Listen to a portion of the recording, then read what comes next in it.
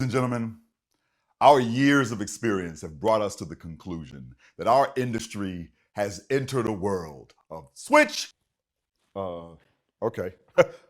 So we now live in an age of turn.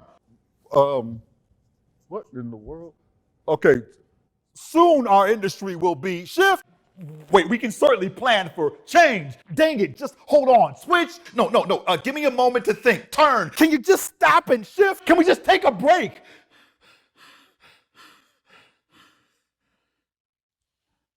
And the moment any industry thinks that, it is already too late. Change. Hi, I'd like to Netflix my wearables so that I can binge watch my watch. Switch. Yeah, I want to Siri my cardiologist and Alexa my trader stocks. Turn. I want to pebble my thermostat to heat my house from my wrist and then nest my dog just to watch him tear up all my shift. Oh. Yeah, that's about right. I would say if disruption is a sensation, it's probably it. Slap in the face, right? I mean, I ain't gonna lie, it hurts, stings, smarts. I don't know how much you know about slaps in the face, but they hurt less when it is your own hand. Why? Physiologically, psychologically, you're expecting it. You're mentally prepared for it, right? You may not be able to say it's not gonna hurt, because if you do it right, oh, it's gonna hurt, but it hurts less than if done by someone else. The point is, if you wanna minimize the pain that can come from being disrupted by someone else, you have to disrupt yourself. Every time you get comfortable in complacency, interrupt yourself. Like, you know what? I don't really understand why we're dealing with all this. I think we should just continue with our current trajectory. You know, if it's not broke, we don't fix it. We got a good share of the market. I'm sorry. Can I interject? Disruptors are not distant storms on radar that you get to watch progress. No, they are termites that you ignore until your foundation gets wrecked, because you didn't think that those tiny piles of dust were a threat. You didn't think that the market share they were serving could compete till they used it to perfect a new model that renders yours obsolete, then scaled faster than you could move your sluggish feet. So you need to disrupt yourself with your customers' future needs and their current speed so that you don't get buried beneath the warnings you didn't heed. Don't get Borders book because you didn't read the signs. Don't get Kodak's because you didn't see the bigger picture that's being disrupted one phone camera at a time, one AR goggle away from design redesigned, one algorithm away from marketing reassigned, one pandemic away from live gatherings resigned, one robotic arm away from workforce redefined. Technology does not age like gradually expanding waistlines. No, it ages like switch. Yo, this printing press is the turn. Have you tried these new devices? Yeah, they're called pagers. Shift. Remember back in the day when they had the internet? So old. Change. Sorry I'm late, guys. My teleportation app could not get a good signal, so switch. The future of food production is turn. The tech that will heal healthcare is shift. The app that's rebuilding banking is change. The innovation for which you must prepare is switch. That's kind of annoying, huh? Yeah, no, it is. I get it. That's annoying. You're annoyed right now, right? It's kind of like disruption is, right? See, disruption is kind of a jerk. It does not raise its hand or say, oh, excuse me. It does not give a heads up. Disruption does not RSVP. You may not even know it has come for you until it is done with you. So today, I just want to make it one with you, to get you comfortable being uncomfortable until you are no longer able to distinguish between your disrupted self and your disruptor self. As a leader facing disruption, the way your team, your company manages it, it begins with you. All 4 answers to your SWOT analysis begin with your mindset. It is your best strength and weakness, your greatest opportunity and threat, which means the way to beat the ramifications of exponential innovation and immersive collaboration and data fortification and infrastructure transformation and reimagined applications is to beat disruption to its destination. You. Because you are both the source of your solutions and the source of your challenges, right? You're the person bracing for disruption and the person causing it. You are the face and the hand. This is our duality. We are each creators of connected experiences and consumers of connected experiences who join the voices of mobile users and millennials, digital natives and cloud converts, all telling us in no uncertain terms, turn. Let me attempt to explain this to you people as plainly as possible. You have entered the age of consumer climate control.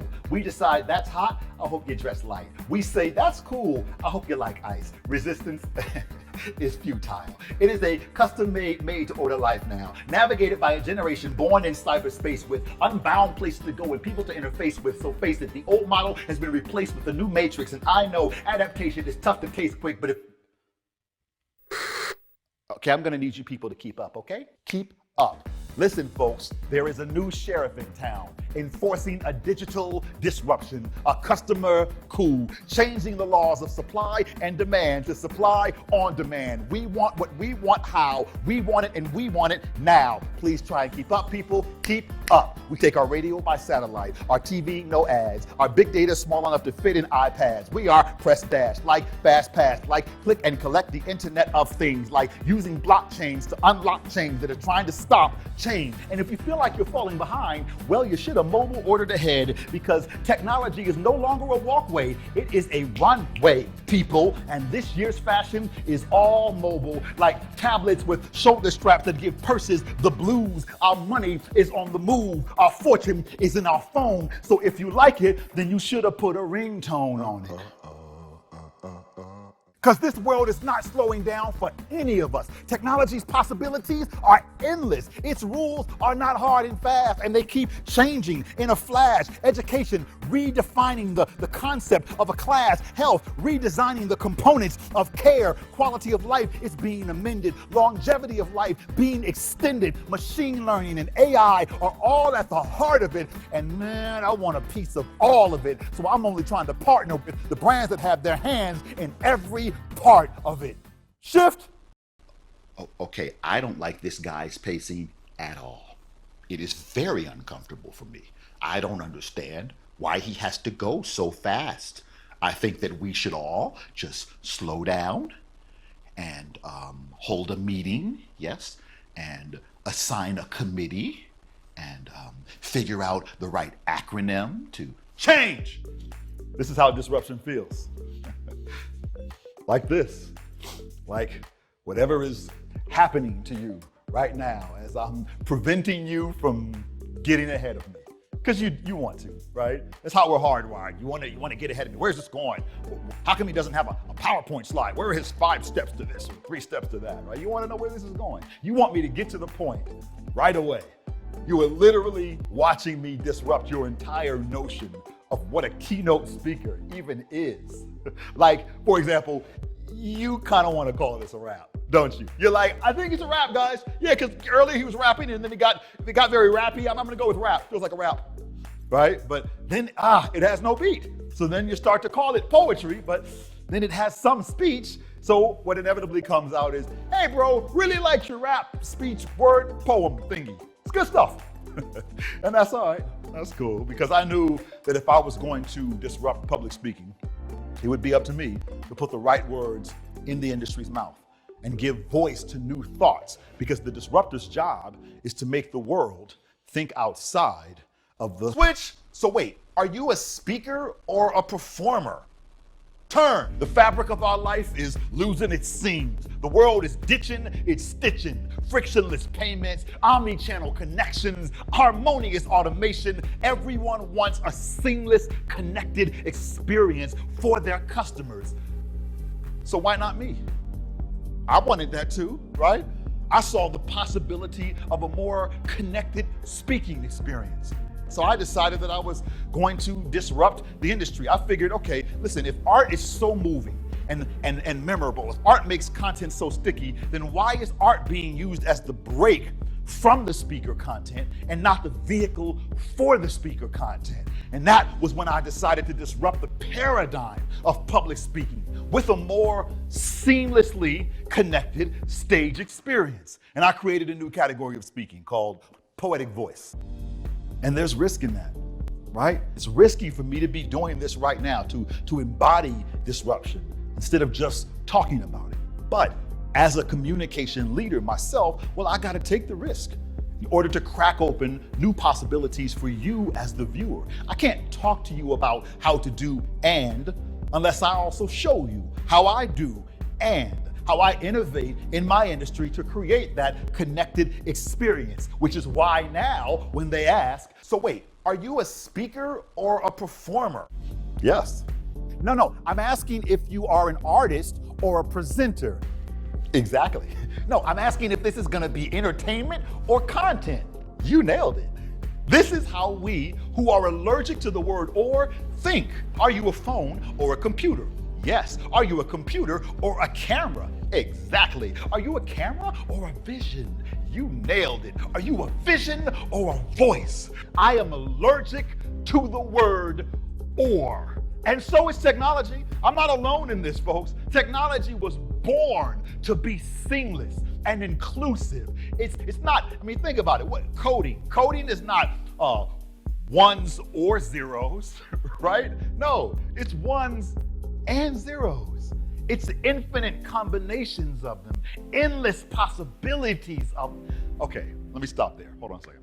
I know this phrase, endless possibilities, is sexy, right? People say it and it just sounds good. It sounds delicious. Endless possibilities. There are endless possibilities for us. I get it. It sounds sexy, but real talk, that can also be scary too. Endless possibility. Wait, you're saying the possibilities are endless? What am I supposed to do with that? How do you manage that? How do you prepare for that? How do you train for that? Shift. Who out there has ever taken an improv class? Anybody, any of you? Improv, oh my God, if you have not taken an improv class, run to your nearest improv class and sign up. Not because you want to be a performer, but because improv is a powerful training for a disruption mindset, right? Think about it. The foundational principle of improvisation is yes and, right? Yes and. And what that means is that anytime a scene is happening, you're engaged in the scene, and then something new is introduced, you can't negate it. Because if you negate it, if you say, oh no, that doesn't work for me, can we start over? I don't really like what you just said there. I don't really like that suggestion. I don't really like how you entered the scene. You kill the scene. You kill all the momentum. So all you have to do, no matter what's happening, you meet it where it is, in the present, and you say yes, and then you build upon it with and. Yes, I understand what you're saying, and I'm gonna take it here. Yes, I got what's happening, and here's what's gonna happen. Yes, I understand what you brought in, and here's what I'm going to take, right? And you build and build and build and build. You embrace and you build. You include and you build. You welcome and you build. And this is how, in improv, you watch them in real time turn disaster into delight. That's what you want to be able to do for your audience, for your customers, right? For your team, for your workforce, by embracing and over or. The and mentality over the or mentality. Removing the or trains a mindset of inclusion. I'm going to include what you said, and I'm going to build it and take it here, right? This is why diversity and inclusion is such a powerful asset in creating a culture of innovation and disruption, because it evolves your relationship with disruption. You not only expect it now, yes, and, but you welcome it, yes, and you hire it, yes, and you include it as part of your strategic plan to help you still thrive when nothing goes as planned. Change. So there's a quote by Benjamin Franklin that says, by failing to prepare, you are preparing to fail. Now, most people treat that word preparation in the same way, right? In my Stage Might speaker trainings, I work with executives and entrepreneurs and high-level leaders all the time. And I always ask them how they prepare for a public speaking presentation. And they always answer the same way. Well, I work on the content and then I practice it. Practice the content, memorize the slides. I even had someone once tell me I memorized the answers to the Q&A. How does that work? You don't know what the questions will be. Here's the problem. That's only preparing for the knowns. But the unknowns are the biggest problem. The unknowns are jerks at best. They are devastating at worst. There is some failure that is avoidable, but there is some that is not.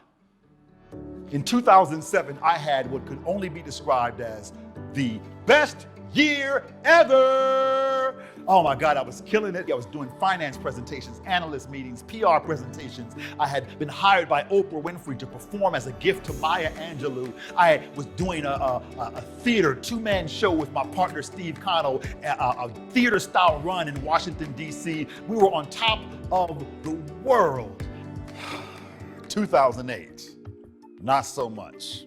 I was experiencing sort of the exact opposite, the lows of life at that point. I was actually, for the first time since I quit my job to do poetry full-time, I was considering quitting poetry and going back to getting a job as an elementary school teacher. And the only fallback I had was at least I had love.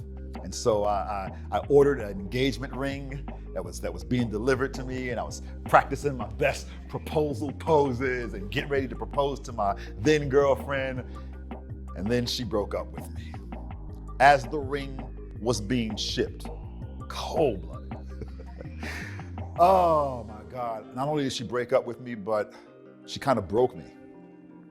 My belief in love was broken for a minute, and I wasn't quite sure what it is that I was going to do at that point. And so I just did what every disruptor does during seasons of disruption. I began to invest in myself in new ways, in ways that hadn't presented themselves as possible until the disruption happened. I invested in my creativity in new ways. I had been working on an album, and I started investing in new communities, doing and taking bookings and gigs for new types of clients that I hadn't previously felt value in working for. And in doing these things, suddenly the world opened up. The possibilities cracked open, and I began to get bookings and get engagements and get clients that I never had before, and everything took off. And then 2015 hit, and I had what could only be described as the best year ever. I had hired new staff at this point. My team was growing. My revenue was growing. I was building my company. My wife was pregnant with our first child. It could not get any better, dude. 2015 was the year, followed by 2016 hit. And it was sort of the opposite. Not so much, right? I lost some team members. Some relationships ended that were very painful for me. Dozen-year business relationships that I had to end because their trajectory wasn't in alignment with my trajectory. I lost revenue just from me shifting the way that I wanted to earn revenue, the way that I wanted to build the company revenue. I had to, what got you here doesn't get you there kind of mentality. And so I lost a lot of revenue as I was making a change for the better. And I lost the heartbeat. Yeah, that was the thought. That was metastasizing through me as I sat in that coffin of an examination room, clenching my wife's trembling hand for the third time, while the ultrasound nurse slid the wand around my wife's belly, desperately searching that silence where our baby's heartbeat had been just days earlier. I lost it. And so to find it, I did what every disruptor does during seasons of disruption. I invested more deeply in our fertility journey. I invested in my team. I invested in relationships, my relationship with my wife and our relationship with our child to be, my relationship with business colleagues and team members. I invested in coaching. I invested in growth, in growing myself in new, painful ways that I wouldn't have seen possibilities for otherwise. Had the disruption not happened, I would not have pursued or even seen these possibilities that were presented to me, that were in front of me at this time, but I did, and life got awesome again. It did. And then in 2019, I had what could only be described as, what am I gonna say? What am I gonna say? My best year ever! I'm talking about 54% company growth. I'm talking about 8.1 million people inspired online. I'm talking about becoming the first spoken word poet to receive a Grammy nomination for Best Spoken Word Album in 30 years. And my wife and I announced that we were finally pregnant again after so much trying and so much loss, and we were so excited. Best year ever. Definitely gonna get better from there. 2020. Anybody want to take a guess what happened? Anybody? So, okay, fine. Being no stranger to disruption at this point, I responded to it. I responded in two ways. The first way was I stopped saying best year ever, because that phrase is clearly cursed at this point, right? So get rid of that. And then the second way was my team and I did not miss a beat in making a pivot. And that's nothing new, right? The whole world pivoted in 2020. But what we did was we specifically pivoted around our purpose. We re-anchored ourselves in our purpose. Our purpose being to inspire the world and to teach the world how to be inspiring. So we didn't miss a beat in beginning to remind the world what business they are truly in. Because listen, no matter what business you are in, you are also in the inspiration business. And so we began to help people to understand that in new ways. One of the ways was we started doing clearly enhanced virtual presentations, but for the purpose of helping people pivot around their purpose, to inspire their workforce that was working remotely, to inspire their customers that needed new sources of inspiration, to remind people that they are in the inspiration business and they've got to find enhanced and elevated and creative ways to inspire loyalty, to inspire commitment, and to inspire productivity in their community. And so we created digital and virtual ways for them to do that. But we also helped them with the language, because your vision is only as powerful as your voice. I say it all the time. And your voice has got to be inspiring. And so we helped people to craft language and to craft content that was not just about passing on information, but about passing on inspiration to a world that needed it more than ever. People need to be inspired more than ever. And this is how we were able to help them serve their communities. And my favorite way was we helped people to be inspiring themselves. We helped them uplift their voice. I had always been doing speaker training with executives and entrepreneurs through my Stage Mic program, but this was an opportunity to help people see speaker training through inspiration training, to learn how they, as an executive, as an entrepreneur, as a manager or a supervisor, as a leader, could learn to be more inspiring to their workforce, to their customers, in their own voice, to be confident in their ability to inspire, both live and also in this cold, two-dimensional digital space. We wanted to help inspire new possibilities in them by reminding them that inspiration is possibility. I describe inspiration as a peephole into possibility. Think about it. You got a wall in front of you, right? You got this wall that you can't see anything on the other side, and all you see is this giant obstacle before you. And then something creates a peephole in that wall, and you're able to look into this hole. You can't see the entirety of what is on the other side of the wall, but you can see just enough to whet your appetite, to spark your ambition, and to make you think, what I thought was possible is possible. I can see parts of it on the other side of this wall, and that's what makes me want to kick down this wall, makes me want to crack open this door, makes me want to overcome this hurdle and get to those possibilities. Well, here's the thing. Something has got to create the crack in the wall so that you have the peephole, and that is the opportunity that disruption provides. Disruption is the earthquake that can shake your entire existence, but in doing so, it creates a crack in that wall that allows you to see beyond it to something that you would have never seen, a possibility you would have never known had that disruption not happened, had that crack not been presented, had you not gotten that peephole to possibility. That is the opportunity that disruption provides. When the world tells you you can't possibly, don't be afraid to show them your apostrophe, because the letters I, M are the only thing between possible and impossible.